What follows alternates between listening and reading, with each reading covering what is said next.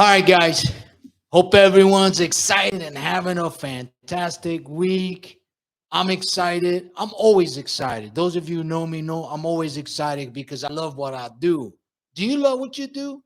If you don't, you may want to consider doing something else. I'm being honest with you. Now, what I'm going to share with you today is the power of rebuttal. This is the opening monologue.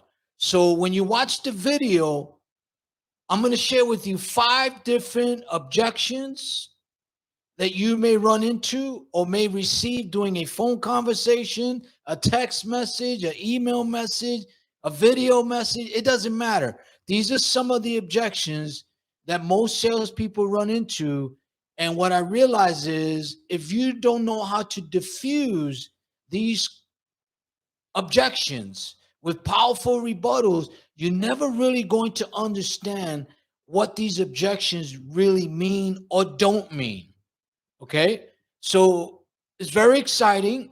Buckle up, watch the full video, take some notes, apply what you learn, and then share your comments, share your thoughts. If you want to follow me on my channel, just hit the subscription button below. And also, if you like the video, smash the like button. Now, the power of rebuttals is so important because it allows you to transition from the initial contact, whether it's a phone call, text message, or email message, however it is that you communicate with people, however you engage with prospect, this is going to help you. Okay? Now, one of the rebuttals that a lot of people, in my experience, don't know how to handle is a very simple objection that you may hear: not interested. I'm going to share with you what interested really means and how you can never, or you can minimize that even coming up in the conversation. The second thing is too many customers. You know, I hear that once in a while, depending on the product and services I'm offering. I will share with you how to overcome when a prospect tells you they have too many customers. Number 3, how much does it cost? I'm going to share with you the mindset, the psychology. What does that really mean? And especially in the selling process and how you have to handle that objection. And for me, objections are not really objections. They're more like, why should I do business with you? That's how I see it. Number 4, have no money. They have no money. That's something that you as a salesperson, an entrepreneur, need to know how to deal with in the very beginning of the phone call or the conversation, because you don't want to waste time doing a full presentation, giving your value, showing your value, offering your value, and then at the end, they cannot even afford what you're offering. Okay? And then number 5, I need to think about it. Okay? That is one of the objections that are almost legitimate to a degree, to an extent. But I'm going to share with you how to overcome. I need time to think about it. Okay? And then finally is this. When you're able to deal with these particular objections or these questions or these statements that the prospects say, you have to be able, with powerful rebuttals, transition that every single time, leading forward to the selling process that leads to the close. So I embrace objections. I embrace those kind of questions because it only leads me and the prospect to the destination, which is, for me, is producing a sale, starting a relationship, and for the prospect is about providing solutions to their problems. That's a win-win situation, right? So stay tuned, watch the video, buckle up, take some notes, and then watch your sales grow. Now, for the introduction.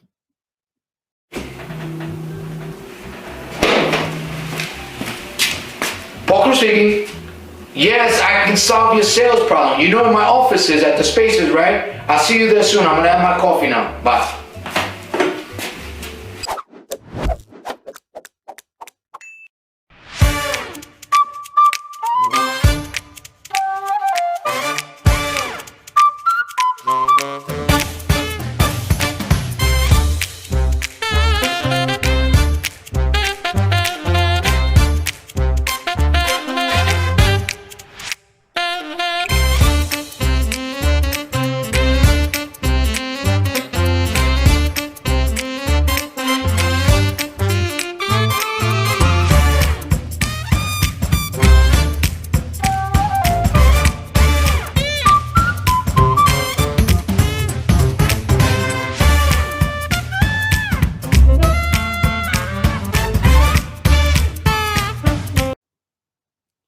All right, guys. Hope everybody's excited today because you know me, guys. I'm always excited. You know why I'm excited? Because I love what I do. But more importantly, I solve sales problems for my clients and for my own business.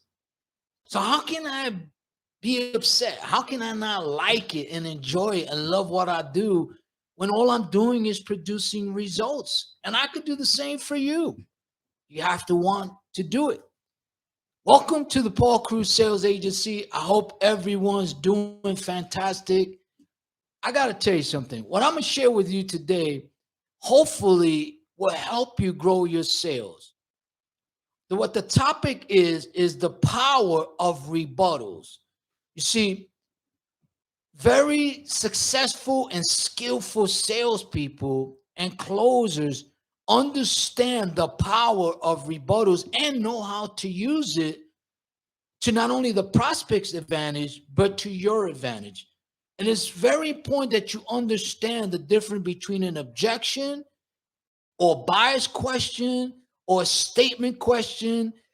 For me, I look at it in a positive way. It's just a way of having a communication or dialogue.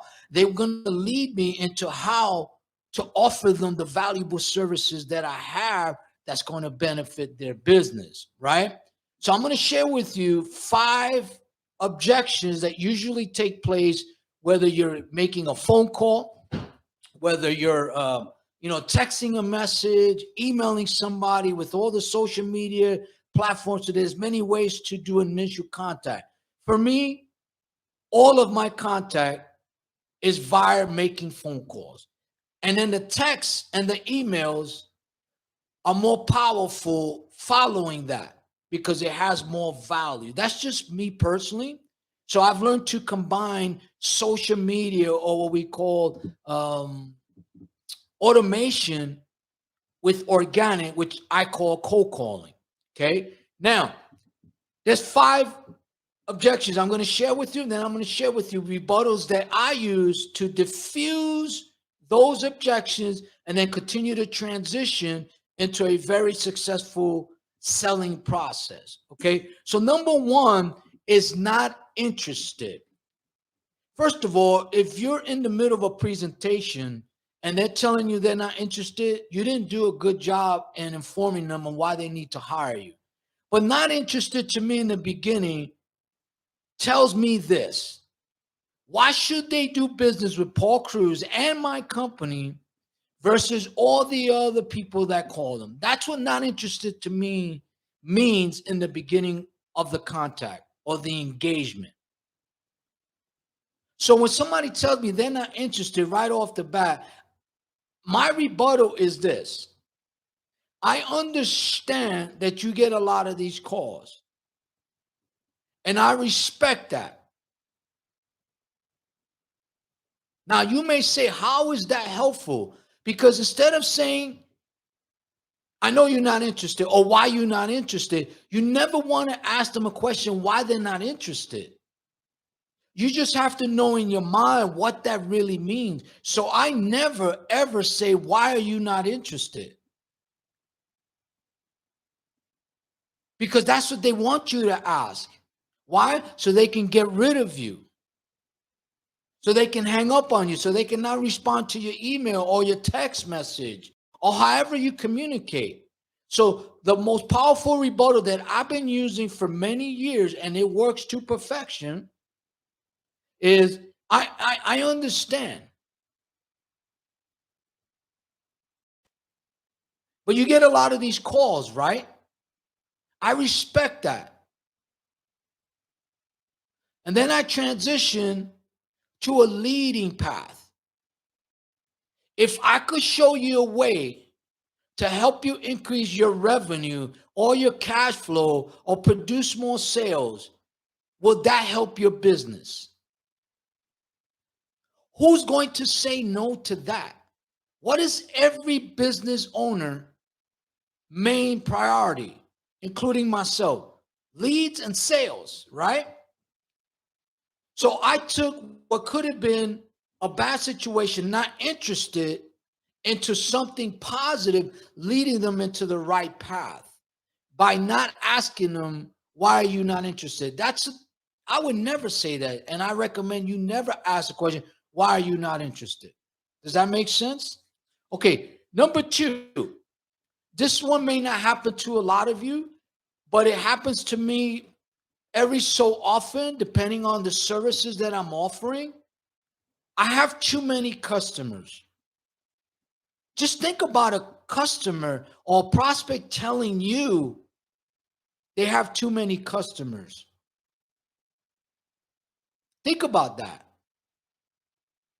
So here's my rebuttal to diffusing that and still keeping them engaged so that they can continue in the transition throughout the whole selling process. Mr. Customer, Mr. Prospect, I understand you may have too many customers. But let me ask you this question before I let you go. Notice what I said, before I let you go. Why do I say that? So they could put the defense mechanism down. So I'm going to address it. If I had 5 to 10 qualified customers right now that are ready to buy from you, that are ready to write a check that clears, or give you a clean credit card, or do a direct deposit, wire transfer to your account today, would you turn those customers away?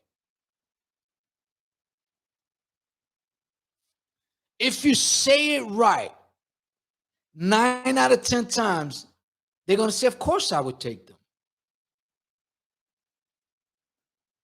So here's the thing is, did they really have too many customers? No.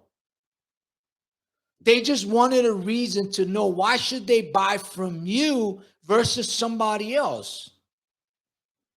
Because think about it. Why are we on social media? Why do we have many platforms? Why do we have websites?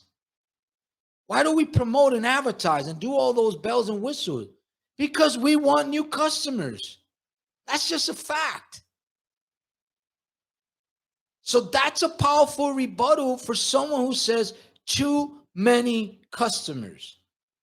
Does that make sense? Okay, now number 3, how much does it cost? Now, this could be a legitimate question. However, if you're just in the beginning stages of the presentation, like I am, when I first make a cold call, I'm calling somebody, and they start to ask me, how much does it cost?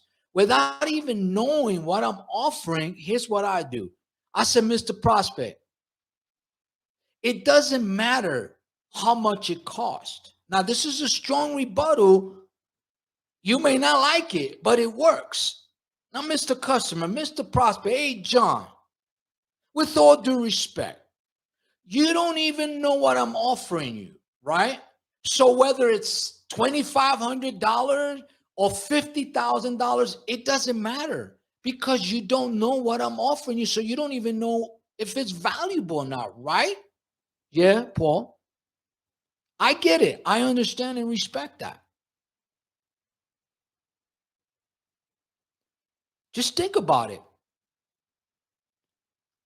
Why would anybody ask you how much it costs if they don't even know what you're offering? Would you ask how much a car costs until you do research on a car or a house? You're going to do research, right? You're going to look at it. You're going to know what you're going to buy. And then you start to ask pricing, right? But there has to be some value in there in order to know how much it costs. And this is what I found out. People with deep pockets don't ask how much it costs. He goes, how do I own it? They don't worry about price. They worry about value and how much return can they get for their buck. Those who have to ask how much it costs, you may want to consider, are those the clients you want? That's just my personal opinion. So how much it costs is could be a legitimate question depending at what phase or what stage of the selling process you're at.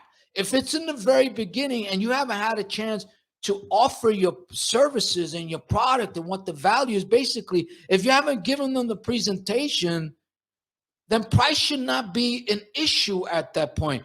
Value should be an issue at that point. Does that make sense?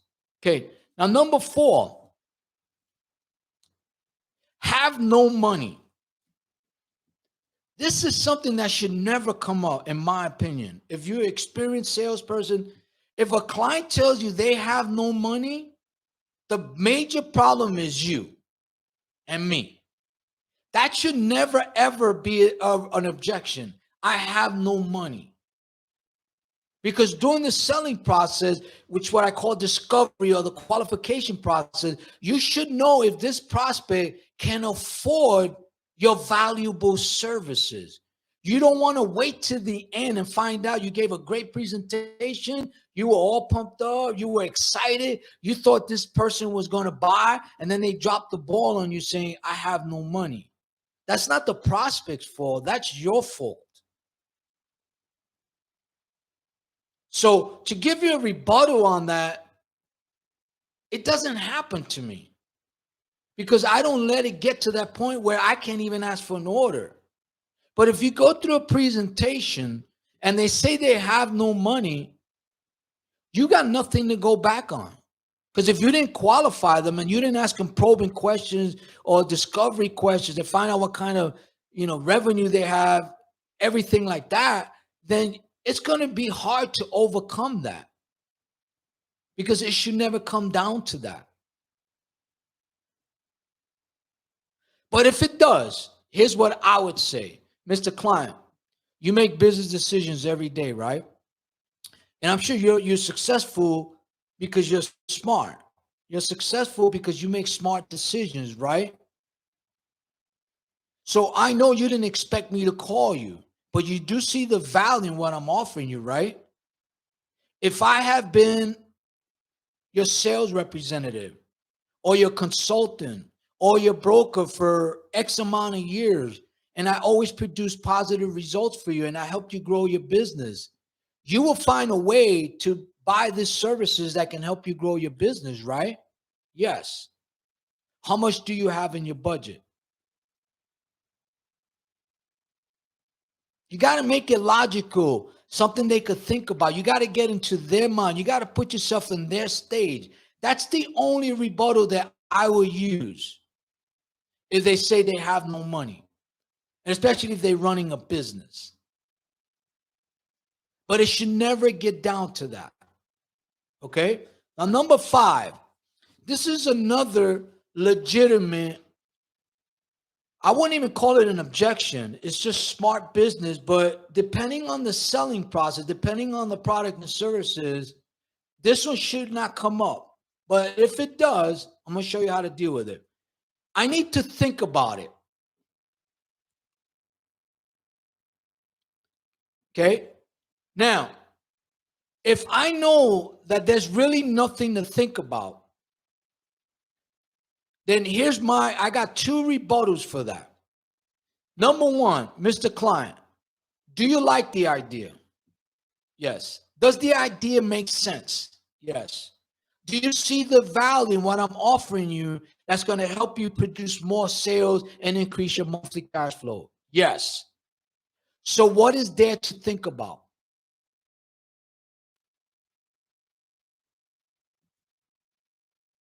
I would just put them on the spot.